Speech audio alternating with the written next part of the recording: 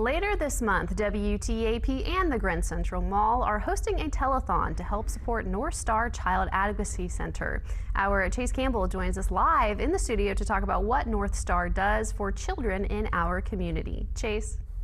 Thank you, Phyllis. When a child discloses abuse, the moments that follow can compound the trauma or begin to ease it. North Star Child Advocacy Center is built around making the difference for children in the Mid-Ohio Valley.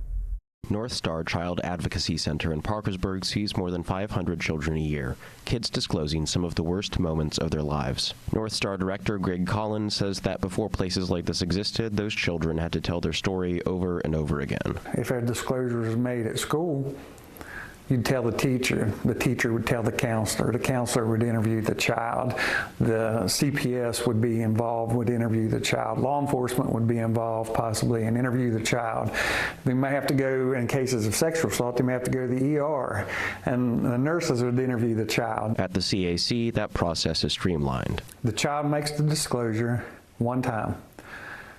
The child comes here, CPS or law enforcement will send them here, and everybody I just mentioned will come here to this one place and listen to this one recorded videotape story. Collins, who investigated child abuse cases as a police officer in Parkersburg in the early 2000s before taking over at North Star, says the team approach is the core of the model. Prosecutors, mental health professionals, and investigators all work from the same interview, reducing the burden on the child and strengthening cases for prosecution. Everybody comes here together, communicates, uses their knowledge to where the package is a much more efficient and strong presentation, if it be prosecution especially. Collins says the local need is significant. 1 in 10 children in West Virginia is an abused child, and he says the term child abuse alone often fails to convey the reality.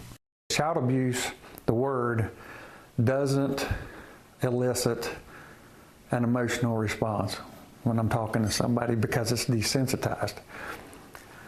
What I've been trying to do when we talk is I not only say child abuse, but I'll say, here's what that means in our community with our kids. North Star's role doesn't end with the interview. The organization stays with children and non-offending family members through the aftermath, connecting them with therapy, local nonprofits, and other resources for as long as they need. Collins says a full-time therapist is one of the center's most pressing needs. Some children are waiting 4 to 6 weeks for mental health services after coming through the door. Some of these kids need a therapist the day they're here. To help expand their services, WTAP and the Grand Central Mall will host a telethon for North Star on April 24th.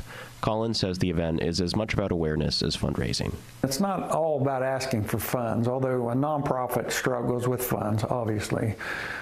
I look at it as more of an opportunity to educate people, and if they're compelled to donate, right, they will. In Parkersburg, Chase Campbell, WTAP News.